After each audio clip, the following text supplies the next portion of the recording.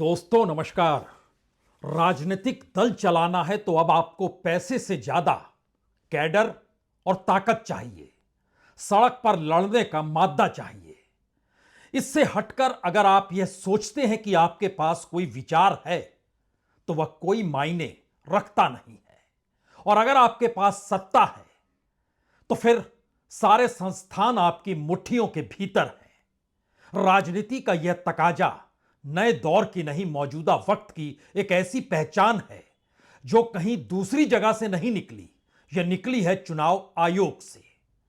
SIR को लेकर जो सवाल समूचे देश में है, उस सवाल ने पहली बार राजनीतिक तौर पर इस देश में एक ऐसी बेचैनी पैदा कर दी है जो शायद सिर्फ और सिर्फ सड़क पर ताकत या फिर संस्थानों को अपनी मुट्ठी में भींचकर इस बात का एहसास कराना चाहती है, जीतेंगे तो हम ही जीतेंगे और हराएंगे तो हम ही हराएंगे, या फिर हारने से बचेंगे तो हमारा कैडर सड़क पर है।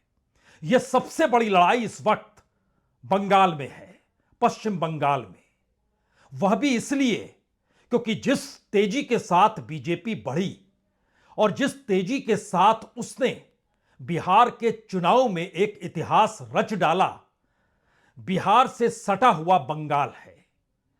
और बिहार में भाषण देते वक्त प्रधानमंत्री नरेंद्र मोदी हो, गृहमंत्री अमित शाह हो, बीजेपी के सांसद हो, नेता हो, मुख्यमंत्री हो, सभी ये कहने से चूके नहीं, बिहार के बाद बंगाल का नंबर है।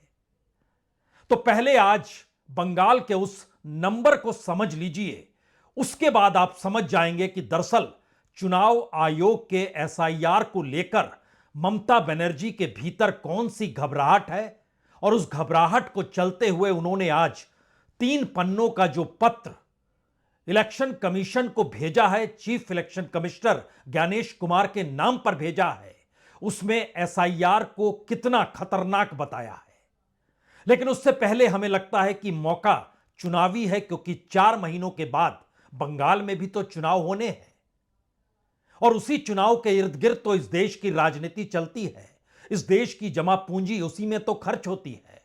इस देश के वोटरों के भीतर की लालसा या उम्मीद उसी से तो जागती है। तो आइए जरा समझ लीजिए। प्रधानमंत्री बने नरेंद्र मोदी 2014 में। 2016 में पहली बार पश्चिम बंगाल का चुनाव जब उनके सामने आया, उससे पहले 2015 में बिहार का चुनाव भी आया था। बिहार का चुनाव वो जीत नहीं सके। उन्हें लगा बंगाल में सेंध लगा लेंगे, क्योंकि बिहार में उस वक्त नीतीश और लालू एक साथ हो गए। तो बीजेपी जीत नहीं पाई, सिमट गई। 50 से ज्यादा एमएलए उसके जीत नहीं पाए। लेकिन बंगाल के भीतर उम्मीद और आशा थी, क्योंकि वामपंथ ढह चुका था और ममता बनर्जी उफान पर थी। ममता बनर्जी के सामने प्रधानमंत्री मोदी थे और प्रधानमंत्री मोदी ने बंगाल का मोर्चा 2016 में पहली बार संभाला था। लेकिन जब रिजल्ट आया तो पता चला कि ममता बनर्जी 211 सीटों पर जीत गई और बीजेपी के पास सिर्फ 6 सीटें आई।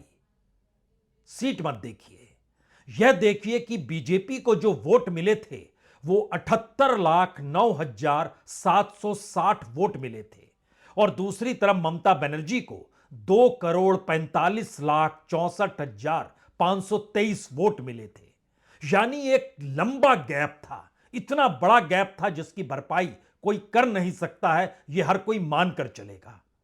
लेकिन जब 2021 का चुनाव हुआ, एक झटके में जो वामपंथी 2016 में 1 करोड़ वोट पा रहे थे, जो कांग्रेसी 2016 में लगभग 67 लाख वोट पा रहे थे, वो वामपंथी खिसक कर 28 लाख पर आ गए और कांग्रेसी 17.5 लाख 17.5 लाख पर आ गए। जी, यह महत्वपूर्ण नहीं है। महत्वपूर्ण तो यह है कि 2021 के विधानसभा चुनाव में ममता बनर्जी को सिर्फ 2016 की तुलना में 41,70,000 वोट ज्यादा मिले और उनकी संख्या 2,45,00,000 से बढ़कर 2,87,00,000 हो गई, 2,87,00,000। लेकिन दूसरी तरफ कमाल हो गया। इतना बड़ा कमाल इस देश के भीतर किसी भी विधानसभा में 5 साल के भीतर कभी नहीं हुआ जो बंगाल में हुआ। जिस बीजेपी को 2016 में 78 लाख वोट मिले थे, उसी बीजेपी को 2,28,50,000 वोट मिल गए, यानी 1.5 करोड़ वोट बीजेपी के बढ़ गए। इम्पॉसिबल सी चीज थी, लेकिन वो हो गई। अब यहां पर असल पेच है, जब दोनों के बीच का मार्जिन घटकर 60 लाख के भी नीचे आ गया, और अब जब एसआईआर की मुनादी बंगाल में हो चुकी है, 4 नवंबर से फॉर्म बंटने शुरू हो गए। 98% फॉर्म बांटे जा चुके हैं, जो जिक्र इलेक्शन कमीशन कर रहा है, लेकिन जमीन पर हालांकि यह हकीकत है नहीं, लेकिन फिर भी मान लीजिए थोड़ी देर के लिए। अब उन फॉर्म को भरकर वापस भी तो लाना है। अभी उसको वापस लाने की प्रक्रिया शुरू हुई नहीं है। मार्च अप्रैल में इलेक्शन होने हैं, और इन परिस्थिति के बीच बंगाल के भीतर जो 5 सालों में वोट नेचुरल तरीके से बढ़े थे, वो तकरीबन 74 लाख थे। जी, 74 लाख। और उस 74 लाख में सारे वोट नहीं, बल्कि 1.5 करोड़ वोट बढ़ गए बीजेपी के, और टीएमसी के यानी ममता बनर्जी के वोट सिर्फ 41 लाख बढ़े थे। लेकिन बिहार में जो कुछ हुआ, उसमें जो 65 लाख वोट कट गए, और जो नए 21 लाख वोट जुड़े, जिन्होंने फॉर्म 678 भरा था, उसके आसरे जो बढ़ा, उसकी हकीकत यह है कि जहां पर सबसे ज्यादा वोट बढ़े हैं, यानी वोट कटे हैं, वोट बढ़े बीजेपी के, वोट कटे एसआईआर के तहत बिहार में। अगर वहां की 50 सीटों का अध्ययन करें, जो टॉप की सीटें हैं, जहां पर वोट मैक्सिमम कटे हैं, वह आंकड़ा लगभग 25,000 से लेकर 25,000 से लेकर 56,000 तक का है। इन 50 सीटों में से 46 सीटों पर एनडीए चुनाव जीता है।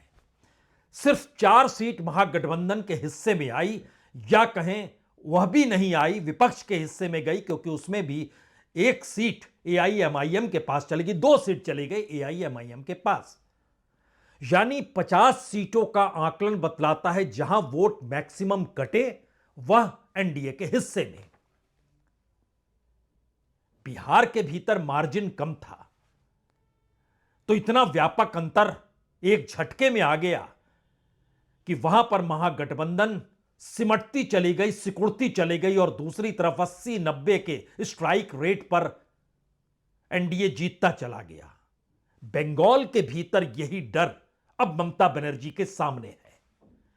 वो ये कह रही हैं कि दरअसल जिस लिहाज से तैयारी की गई है एसआईआर की, वो इतना डेंजरस है। उन्होंने आज पत्र लिखा, लेकिन पत्र निकलने से पहले हमें लगता है इस हकीकत को पहले जान लीजिए कि लोकसभा के इलेक्शन में भी Mamata Banerjee prime minister candidate नहीं थी, लेकिन 2024 के लोकसभा इलेक्शन में जो बीजेपी को वोट मिले, उससे तकरीबन 42 लाख वोट ज्यादा ममता बनर्जी को मिले, यानी 29 सीट्स सांसदों की ममता बनर्जी की पार्टी जीती, और सिर्फ 12 सीट बीजेपी जीत पाई। 42 लाख वोट का अंतर। बीजेपी को लोकसभा इलेक्शन में भी 2 करोड़ 33 लाख वोट मिले थे, और टीएमसी को 2 करोड़ 75 लाख वोट मिले थे। मार्जिन को अब जरा पकड़ने की कोशिश कीजिए, और फिर बिहार में जो एसआईआर हुआ और उतनी बड़ी तादाद में जो वोट कटे, और जहां पर कटे वहां एनडीए जीती, और इसका असर बंगाल में किस तरीके से है, इसीलिए खुले तौर पर ममता बनर्जी ने चेतावनी दी, यह बिहार नहीं है। एक वोट भी कटा या एक वोट भी गलत जुड़ा तो फिर छोड़ेंगे नहीं। करते हैं, लेकिन जैसे बिहार में 40 लाखों का ज्यादा आदमी को नाम निकाल दिया, और बंगाल में भी करने वाला है। अगर करेगा तो घेराव कर्मसूची करेंगे, पूरा घेराव होगा, पूरा आंदोलन होगा। हम नाम काटने नहीं देंगे, हम नाम डालने नहीं देंगे डिटेंशन कैंप में। ममता बनर्जी इस हकीकत को जानती है, बिहार में तो 60-65 लाख वोटों का चक्कर था, लेकिन अगर पश्चिम बंगाल में सिर्फ 30 लाख वोट अगर बीजेपी के हिस्से में चले गए, तो ममता की कुर्सी चली जाएगी, क्योंकि विधानसभा में 59 लाख का अंतर है ममता बनर्जी और बीजेपी के बीच में, जो लोकसभा के भीतर भी कम होता है, लेकिन 42 लाख तो रहता है, 42 लाख तो रहता है। यानी बंगाल के भीतर अब जो नया वोटर लिस्ट आएगा उसमें अगर ममता बनर्जी को यह महसूस हो रहा है कि उसके मिले हुए 2,87,35,420 वोट्स जो उसको पिछली बार मिले थे, अगर उसके वोट कम होते हैं इस नई लिस्ट में और अगर वह तादाद दूसरी तरफ जुड़ जाती है बीजेपी में, तो उनकी गद्दी तो गई। ममता बनर्जी जानती हैं कि इलेक्शन कमीशन का काम है एसआईआर बनाना। एसआईआर 2003 में बना था, लेकिन सवाल यह है कि 2003 में जब एसआईआर बनाया गया था तो उसकी शुरुआत 3 बरस तक हुई थी, चली थी, यानी एक पूरी प्रक्रिया हुई थी। लेकिन बिहार के भीतर 2 से 3 महीने और अब बंगाल में 2 महीनों के भीतर सारी चीजें होनी है। इसीलिए ममता बनर्जी ने जो सवाल उठाए हैं वो बहुत साफ तौर पर कहा है कि जो वक्त आप दे रहे हैं उस टाइमिंग को देखिए, इतने कम वक्त में कैसे होगा। यह एक अलार्मिंग स्टेज है। अनप्लान्ड और क्वेटिक माहौल बन चुका है, ऐसा माहौल बन चुका है जिसमें अफरा तफरी मची हुई है। लोगों के भीतर भी सवाल है। यह एक डेंजरस सिचुएशन है। बेसिक तैयारी भी इलेक्शन कमीशन ने नहीं की।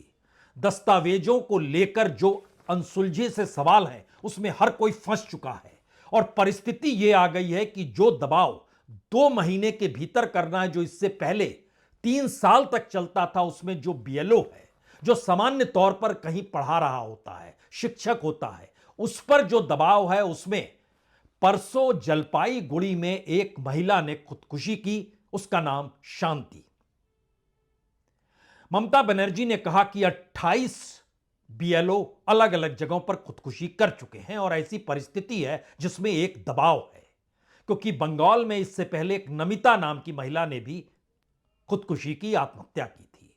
मध्य प्रदेश के दतिया में स्कूल भवन में पंखे से लटका हुआ उदय भान का शव मिला था।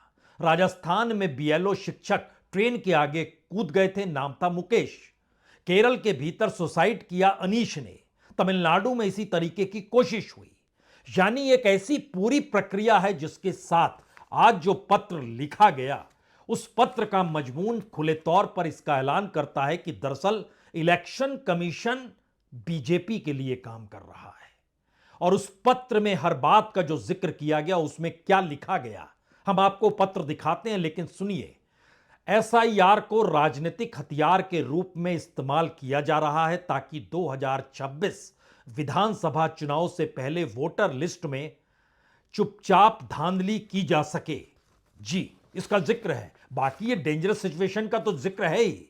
उसके बाद उन्होंने इलेक्शन कमीशन से आग्रह किया है कि मैं आपसे रिक्वेस्ट कर रही हूं कि आप इस काम को रोकने के लिए मजबूती से दखल दीजिए, जबरदस्ती के तरीके बंद कीजिए, सही ट्रेनिंग और सपोर्ट देकर मौजूदा तरीके और टाइमलाइन का अच्छी तरह से फिर से आकलन कीजिए।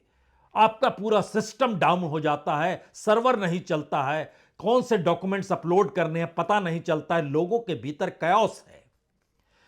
और उसके बाद उन्होंने लिखा, यह दखल ना सिर्फ जरूरी है बल्कि चुनावी प्रोसेस और हमारे डेमोक्रेटिक ढांचे की ईमानदारी को बचाने के लिए बहुत ही जरूरी है।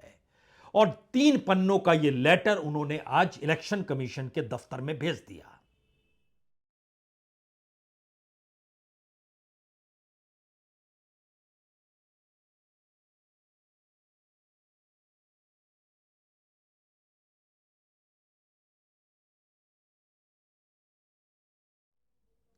ममता बनर्जी के इस पत्र को आज तमिलनाडु के मुख्यमंत्री स्टालिन ने भी अपने सहयोगियों को दिखाया और कहा कि हमने भी तो 40 पॉलिटिकल पार्टीज को बुलाया था और कहा था कि अब सुप्रीम कोर्ट में गुहार लगानी होगी। सुप्रीम कोर्ट में अपील की गई। सुप्रीम कोर्ट अपने स्टाइल में है, अपनी रफ्तार में है, एक ऐसी रफ्तार जिसमें बिहार में होने वाले एसआईआर को लेकर सवाल खड़े किए गए और बिहार चुनाव खत्म हो गया, लेकिन फैसला आज तक आया नहीं है। उसी सुनवाई के बीच में तमिलनाडु की भी सुनवाई को जोड़ दिया गया। यानी इस देश के भीतर उसके ठीक समानांतर कांग्रेस ने अपील क्या इसीलिए नहीं की कि वह जानती है कि दरअसल कांग्रेस जो अपील करेगी उसका जवाब नहीं आएगा, और इलेक्शन कमीशन जब जवाब नहीं दे रहा है तो फिर सुप्रीम कोर्ट बिहार को लेकर जब फैसला नहीं दे पाया तो फिर फैसला कैसे देगा। शायद इसीलिए आज राजस्थान के भीतर जयपुर की सड़कों पर जो नजारा उभरा यूथ कांग्रेस का, उसने खुले तौर पर यह ऐलान कर दिया कि दरअसल अब यहां राजस्थान में भी जो एसआईआर हो रहा है, चूंकि वहां पर भी एक बीएलओ ने खुदकुशी की, उसके खुदकुशी के पत्र को अभी तक सामने लाया नहीं गया है, लेकिन अंदरूनी तौर पे जो जानकारी है उसमें काम का दबाव इतना ज्यादा था। अब ध्यान दीजिए कि बिहार के भीतर एनडीए की सरकार थी, बीजेपी नीतीश कुमार के साथ थी, लेकिन बंगाल में तो ऐसा नहीं है, तमिलनाडु में तो ऐसा नहीं है। और अगला सवाल यह है कि खास तौर से राजस्थान, मध्य प्रदेश तो दो ऐसे राज्य हैं जहां पे बीजेपी के ठीक सामने कांग्रेस ही खड़ी है, और दोनों के बीच वोट परसेंटेज बहुत कम का इधर उधर है।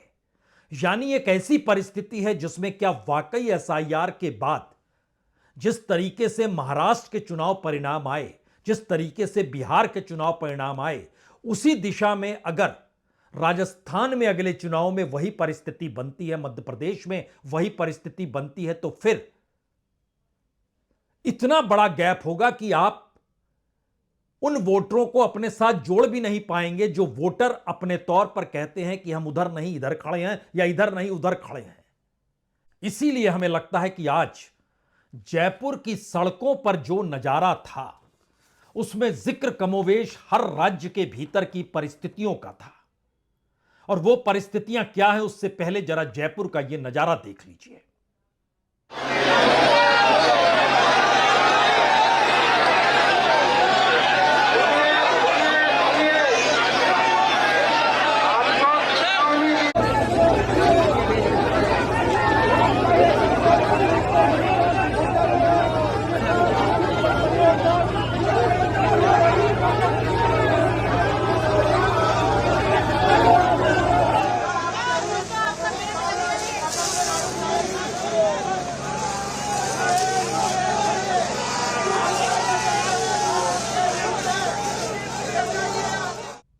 असल में इस पूरी प्रक्रिया में मुश्किल यह नहीं है कि राजनीतिक तौर पर या फिर डेमोक्रेटिक तौर पर या फिर एक कॉन्स्टिट्यूशनल इंस्टीट्यूशन और देश में डेमोक्रेसी है, उस पर निगरानी करने वाले इलेक्शन कमीशन जो चुनाव कराते हैं उनकी भूमिका क्या है।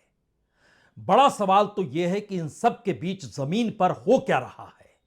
और पॉलिटिकल पार्टी को थोड़ी देर के लिए छोड़ दीजिए, जो लोगों के सवाल बीएलओ को लेकर हैं, जो बीएलओ का इंटरेक्शन लोगों के साथ है, जिन बीएलओ से एसडीएम को काम कराना है, उसमें बीएलओ का क्या रूपरेखा और एसडीएम किस तरीके से पूरी पहल कर रहा है, वह भी देखने की परिस्थिति है, जो खुले तौर पर यह बतलाती है कि दरअसल इस तेजी के साथ ठीक चुनाव से पहले ही एक लिस्ट बन जानी चाहिए, जबकि ऐसा भी नहीं है कि इससे पहले कभी चुनाव 5 साल के बीच में हुए हैं ना हो। लोकसभा का इलेक्शन तो 2024 का बरस भर पहले हुआ है। यानी बरस भर के भीतर, या कहें 1.5 बरस के भीतर, या कहें आप 1.5 बरस के भीतर कि एक ऐसी परिस्थिति उस लिस्ट को साथ चल रही थी, तो उसमें क्या धीरे धीरे संशोधन नहीं हो सकता है। एक सारी चीजें अफरा तफरी के साथ जब हो रही हैं तो लोगों के बीच यह खौफ है कि वो देश के दूसरे हिस्सों में अगर नौकरी कर रहे हैं तो वापस लौटें, अपने परिजनों को बुलाएं, डॉक्यूमेंट्स निकालना शुरू करें। एक ऐसी परिस्थिति और एक ऐसी अराजक परिस्थितियों के बीच हमें लगता है कि दो तस्वीर आपको और जब देखेंगे तो चीजें समझ में आएंगी। पहली तस्वीर तो बीएलओ और आम लोगों के बीच उस नोकझोंक की है या उस गुस्से की है जो राजस्थान के भीतर पूछा जा रहा है बीएलओ से, आप तो हमारे घर भी नहीं गए और हमारा नाम काट दिया। और दूसरी तरफ उत्तर प्रदेश के बस्ती में एसडीएम डपट रहा है बीएलओ को, आपने कुछ भी साइन, कोई भी काम नहीं किया, आपको तो बर्खास्त कर देना चाहिए। दोनों को देखिए तब आप समझ पाएंगे कि जमीन पर हकीकत क्या है। इसके बाद आपको बंगाल लिए चलेंगे। किसका काम था कि ये फॉर्म डिस्ट्रीब्यूट करने हैं फील्ड में? बिल्कुल। आपका और उसमें शादी आपका मैडम मैंने पूछ रहा सवाल को बताइए, आपका काम था, कौन करेगा? आप करोगे, आप घर काम नहीं कराएंगे। पहली बात तो ये घर आए तो फॉर्म नहीं दे, घर आके इन्होंने फॉर्म नहीं दिया, यहाँ इनसे लेने आ रहे हैं तो इन्होंने कह रहे मैंने नाम काट दिया है। भाई आपने किस बेस पे नाम काटा है? वो किराएदार है? ये पूरा टारगेट बना रखा है इन्होंने काम काट कितने नाम काटने का टारगेट है आपके पास? ये सही तरीके आपके और भी ये लोग काम करते हैं मैडम। वोटर आईडी कार्ड है यहाँ पे वोट वालों में 100 साल से रह रहे हैं, जब तक उनका नाम काटे जा रहे हो, किस ब्याह पे काट रहे हो किस आप? भी आपको नाम काट रहे हो आप? ये तरीके सही है क्या? ये पूरे बर्बादी के हिंदुस्तान को बर्बादी में लाके रहे हो पूरा तरह। आपने ये नाम काटा कैसे? किराएदार चाहिए बिहार वाले इनको टारगेट फिक्स कर दिए इन्होंने। ये सोच रहे हैं हिंदुस्तान तरक्की पे ला रहे हैं, हिंदुस्तान को बर्बाद करने ये जो मेन फॉर्म नहीं भरा है, लिखो तहरीर लिखो, एक सादा पन्ना लाओ, सादा पन्ना लाओ, तहरीर लिखो, कौन सा थाना है? एक भी काम नहीं किया। क्या है क्या हो तहरीर लिखो, कहाँ फॉर्म भरा? एक पन्ना लाओ, तहरीर लिखो तत्काल। और उसमें ये भी लिखना कि विभागीय अधिकारी वीडियो इन लोगों के द्वारा कोई सहयोग नहीं किया गया, इसलिए 0। इनके खिलाफ भी इनके दोनों लोगों के खिलाफ मुकदमा लिखो, लाओ तहरीर। ये विकास विभाग के जितने तुम लोग हो ना, तुम लोग एक भी काम नहीं करते, केवल फ्री का पैसा, केवल फ्री का पैसा। छोड़ दो ना, नौकरी काम नहीं करना है तो केवल सरकार का पैसा ले रहे हो ना, तो सरकारी काम क्यों नहीं करते? अब सवाल वोटर लिस्ट से जुड़ा है। वोटर लिस्ट के आसरे चुनाव जीतने हारने को लेकर अगर किसी भी राजनीतिक दल के भीतर यह सवाल खड़ा हो जाए कि इस वोटर लिस्ट से वो हार सकता है या इस वोटर लिस्ट से वो जीत सकता है, तो फिर मुद्दा कौन सा होगा इस देश के भीतर? ना वो मुद्दा विकास का काम करेगा, ना वो मुद्दा बेरोजगारी का होगा, ना वो मुद्दा इस देश के भीतर किसी भी ऐसी परिस्थिति का होगा जिसमें देश के सामने आर्थिक परिस्थितियों से जूझता हुआ व्यापारी हो। एक्सपोर्ट इंपोर्ट दोनों कम हो चुका है, मुश्किल हालात रोजगार को लेकर युवाओं के सामने हैं। तमाम चीजें मायने रखेंगी ही नहीं, क्योंकि यही सबसे बड़ा पॉलिटिकल मुद्दा है। यानी अभी तक जिस पॉलिटिक्स के आसरे चुनाव लड़े जाते थे, उस चुनाव के लिए वोटर लिस्ट ही मुद्दा बन जाए, ऐसी कल्पना तो कभी किसी ने सोची नहीं होगी, की ही नहीं होगी। और जब बंगाल की सड़कों पर यह नजारा खुले तौर पर अब नजर आने लगा है, एक तरफ ममता बनर्जी, दूसरी तरफ शुभेंदु अधिकारी, एक तरफ टीएमसी के लोग, दूसरी तरफ बीजेपी के लोग, एक तरफ अधिकारियों की मौजूदगी, दूसरी तरफ पुलिस की मौजूदगी, इन सब के बीच जो अफरा तफरी के बीच आम लोग फंसे हुए हैं, उसमें आरोप प्रत्यारोप भी खुलकर हैं। एक तरफ शुभेंदु अधिकारी क्या कहते हैं, दूसरी तरफ टीएमसी के कुणाल घोष क्या कहते हैं। ममता बनर्जी की इशारा में चलती है, उसको ट्रस्ट करना नहीं ठीक होगा। इलेक्शन कमीशन को दिल्ली से निगरानी रखना भी चाहिए, नहीं तो साफ सुथरा वोटर लिस्ट और एसआईआर जो मकसद से चालू हुआ है वो पूरा नहीं होगा। 2001 इलेक्शन के बाद जब एसआईआर हुआ था, वो 2 से अढ़ाई वर्ष टाइम वहां पर थे। यहां पर इलेक्शन को टारगेट करके भाजपा का पॉलिटिकली मोटिवेटेड कुछ एजेंडा फुलफिल करने के लिए ये इलेक्शन कमीशन को मिसयूज कर रहे हैं वो लोग। बंगाल में सबसे बड़ा सवाल घुसपैठ का हो गया है कि घुसपैठियों को भगाने के लिए ही यह एसआईआर बनाया जा रहा है, और घुसपैठियों के वोट के आसरे कोई राजनीतिक दल अगर चुनाव जीत रहा है तो वही विरोध कर रहा है। तो ऐसे में राजस्थान में भी क्या घुसपैठ है, तमिलनाडु में भी क्या घुसपैठ है, और अगर सिर्फ बॉर्डर वाले राज्यों की यह परेशानी है तो बाकी राज्यों में विरोध क्यों हो रहा है? शायद इसीलिए 4 बड़े सवाल इस वक्त देश के सामने हैं। पहला बड़ा सवाल तो यही है, क्या वाकई बिहार ने एक ऐसा संदेश विपक्ष की राजनीति करने वाले तमाम राजनीतिक दलों को दे दिया कि अब आपकी मौजूदगी किसी भी चुनाव में किसी भी तरीके से चुनाव लड़ लीजिए, आप चुनाव हारेंगे ही। यानी एक तरफा फैसला चुनाव आयोग के जरिए बीजेपी के हक में है या एनडीए के हक में है, यह ऐलान क्या बिहार इलेक्शन के बाद इस देश में पूरे अपोजिशन के सामने हो चुका है? दूसरा बड़ा सवाल, इलेक्शन कमीशन की अपनी बड़ी भूमिका, जो इस देश में लोकतंत्र जब भारत के चुनाव के आसरे ही देखा परखा जाता है और जितनी बड़ी तादाद में 100 करोड़ वोटर इस देश में वोट डालते हैं, दुनिया का सबसे बड़ा लोकतांत्रिक देश, वहां पर इन 100 करोड़ वोटरों के भीतर ही संचय की स्थिति या उन वोटों को पाने वाले पॉलिटिकल पार्टीज की परिस्थितियां इतनी नाजुक है, क्योंकि लोकसभा चुनाव के भीतर भी 60-40 ही मैक्सिमम गया ना, यानी 40% जिसे मिला उसकी सरकार मौजूदा वक्त में बैठी हुई है दिल्ली में, और विपक्ष को 60% गया वोट, तो वो 60% लोग अलग अलग जगहों पर अकेले हैं, एकजुट नहीं है। तो क्या इलेक्शन कमीशन भी इस भूमिका को ढकने के लिए अपने रिफॉर्म को और अपने तौर तरीके को सही बतला पा रहा है? इससे निकला हुआ तीसरा सवाल है, क्या वाकई इस देश के भीतर पहली बार इलेक्शन कमीशन या एसआईआर एक ऐसा मुद्दा बन सकता है जिस पर लोग एकजुट होते चले जाएं? क्योंकि मान लीजिए अगर बंगाल का चुनाव भी बीजेपी जीत जाती है, उसके बाद वो तमिलनाडु भी जीत जाती है, तो मैसेज होगा क्या? और मैसेज जो होगा उसमें लोगों के सामने कोई दूसरा मुद्दा मायने नहीं रखेगा। यानी एक क्षण के लिए जरा सोचिए, जब 2015 में नोटबंदी लागू की गई तो उससे हटकर कोई मुद्दा नहीं था।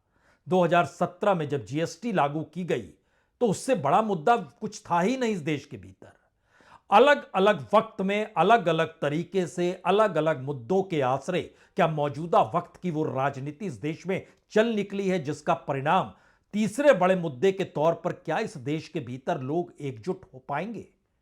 या एकजुट करने की दिशा में जो लगातार विपक्ष प्रयास कर रहा है उसमें उसे सफलता मिलेगी? कांग्रेस ने भी तय किया है कि रामलीला मैदान में दिसंबर के पहले हफ्ते में सभी एकजुट होंगे, लेकिन सवाल है पॉलिटिकल पार्टीज एकजुट होगी या जनता भी एकजुट होगी? और इसीलिए इसे से जुड़ा हुआ चौथा सवाल है, क्या वाकई ऐसे मुद्दों के आश्रय इस देश की जो असल हकीकत है सामाजिक आर्थिक तौर पर, उस दिशा से लोगों का ध्यान भटक चुका है और कोई समझने को तैयार नहीं है कि इस देश के भीतर प्रधानमंत्री भाषण देते हैं कि पश्चिमी एजुकेशन को नकारिए, और उसी वक्त इस देश के भीतर मैक्सिमम छात्र देश छोड़कर दुनिया के दूसरे हिस्सों में एजुकेशन के लिए चले जाते हैं, जिनकी तादाद इस साल रिकॉर्ड है। यहां तक कि अमेरिका जो भारतीय छात्रों को लेकर रिस्ट्रिक्शन लगा रहा है, वहां भी इस बार 14% ज्यादा छात्र एडमिशन के लिए फॉर्म भर चुके हैं। भारत के भीतर बिजनेस करने वाले लोगों की तादाद जो बिलियनियर में आती हैं, जिनकी संख्या, उनकी संख्या इस बरस और बढ़ गई जो भारत छोड़ रहे हैं। यानी सिस्टम इस देश का क्या ऐसे चरमरा चुका है कि सारा ध्यान उस पॉलिटिक्स पर आकर पूरे देश को टिका दिया जाए, जिस पॉलिटिक्स से सीधे सरोकार इस देश के ना किसी नौकरी पेशा करने वाले व्यक्ति के थे, ना किसी प्रोफेशनल के थे, ना ही छात्रों के थे, ना ही शिक्षकों के थे, ना ही यूनिवर्सिटीज के थे, ना डॉक्टर्स के थे, ना इंजीनियर्स के थे। हर क्षेत्र में लोग अपना काम कर रहे थे। यहां तक कि थानों के लोग भी, यानी पुलिस महकमा भी राजनीतिक तौर पर ट्रेंड नहीं था, लेकिन एक झटके में राजनीति ने क्या सबको उस दिशा में लाकर खड़ा कर दिया, आप पॉलिटिकल हो जाइए। शायद यह सवाल इस देश के भीतर इसलिए बड़ा है क्योंकि इससे पहले इस देश में मुद्दों पर राजनीतिक दल टकराते थे। राजनीति जब समाज के भीतर घुसा दी गई तो समाज आपस में टकराते हुए इस दौर में दिखाई देने लगा है, और उसमें बड़ी भूमिका लोकतंत्र के उन्हें स्तंभों की है, उन्हीं पिलर्स की है जिसके आश्रय डेमोक्रेसी टिकी हुई है। वो कार्यपालिका हो, विधायिका हो, न्यायपालिका हो, या फिर चौथे पिलर के तौर पर मीडिया ही क्यों ना हो। बहुत बहुत शुक्रिया, बहुत बहुत शुक्रिया।